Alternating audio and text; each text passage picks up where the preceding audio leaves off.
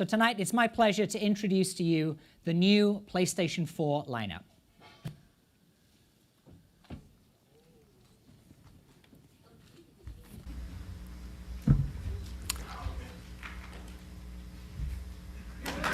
Yeah.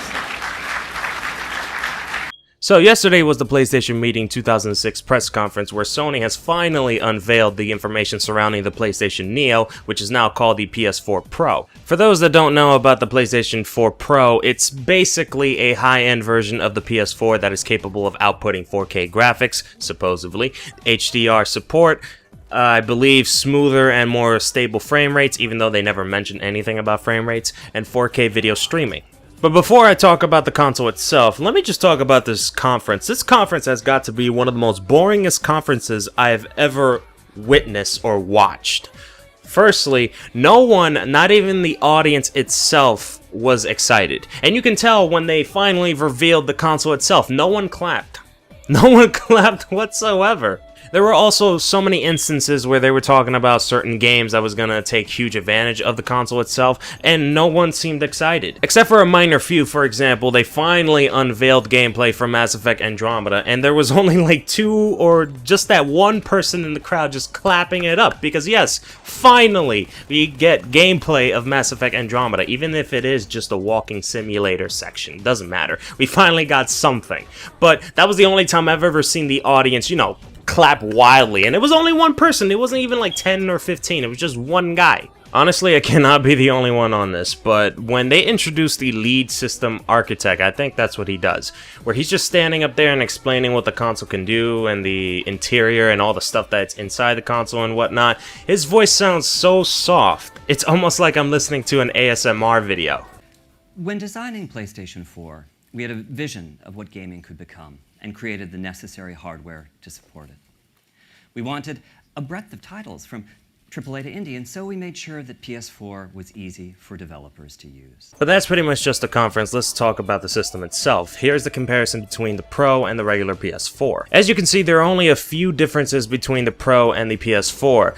The differences are the output resolution, the fact that you can play 4K gaming on the PlayStation Pro, and the HDR is a huge plus. Surprisingly and honestly, I'm not that into electronics, but I will say that there's a lot of stuff that I'm liking on the PlayStation Pro. For example, the GPU, the fact that it's 4.2 teraflops.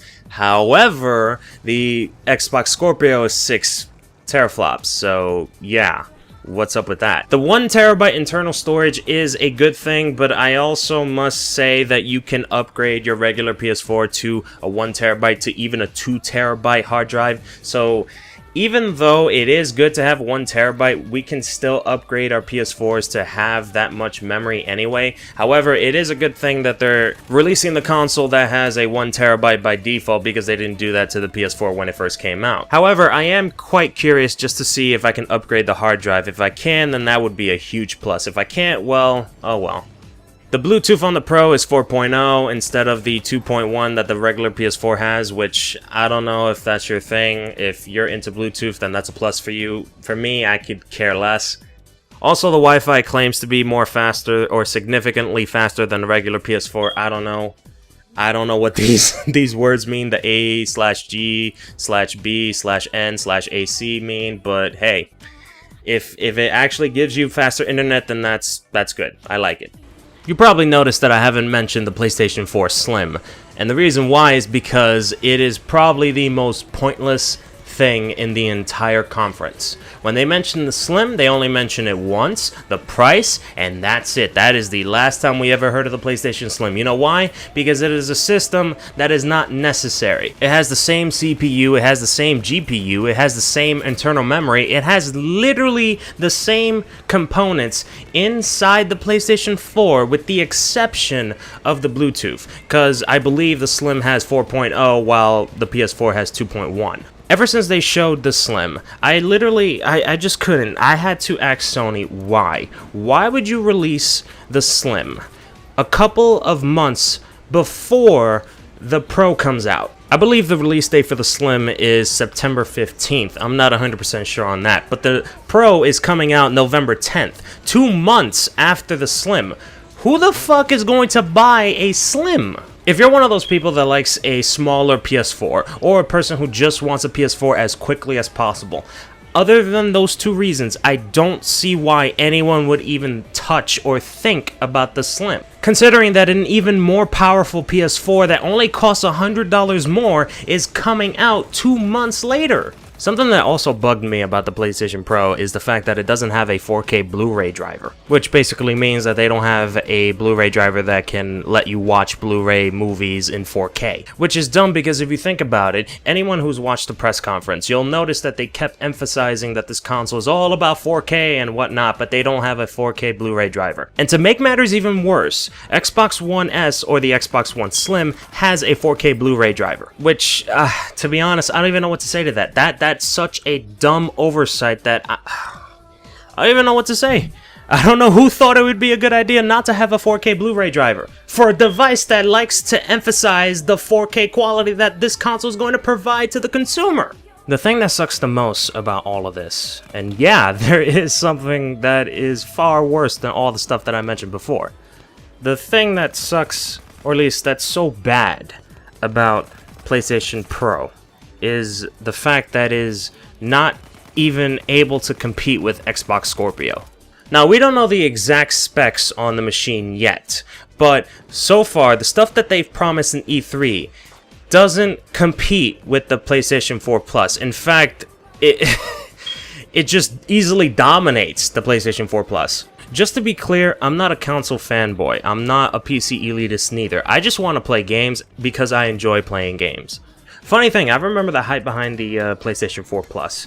The fact that so many people thought it was going to be the game changer, or it was going to be one of those systems that was going to put console gaming to be able to compete against PC gaming, something that hasn't happened in years. But we get this, a system that a system that can't even touch what PC gaming is right now. I mean, I'm not even a PC gamer, and I already know that there are laptops that can blow the hell off of PlayStation 4 Plus. To the point where laptops are VR ready, and that's just laptops. Desktop computers are a whole different beast. With all that being said, am I actually gonna get this thing? Well, it really depends. Because right now I'm actually in a very tough situation where A, I can buy a gaming laptop, and yes, I'm going to consider buying a gaming laptop because I'm actually planning on going to college next year.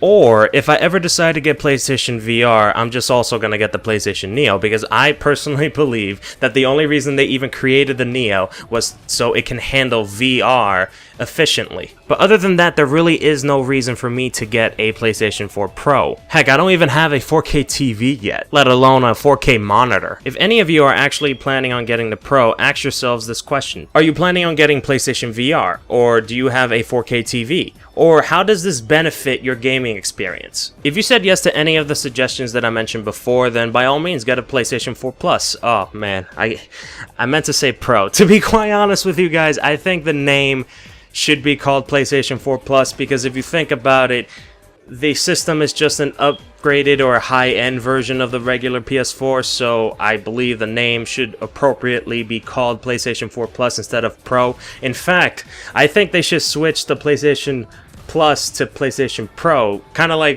when you pay for a membership, you got the Pro version or some bullshit. Yeah, I think that would go way better. Either that or they might as well just keep the Neo. I actually did like the name PlayStation Neo. It sounded, you know, more cooler. But if you guys have any other thoughts, let me know in the comment section below.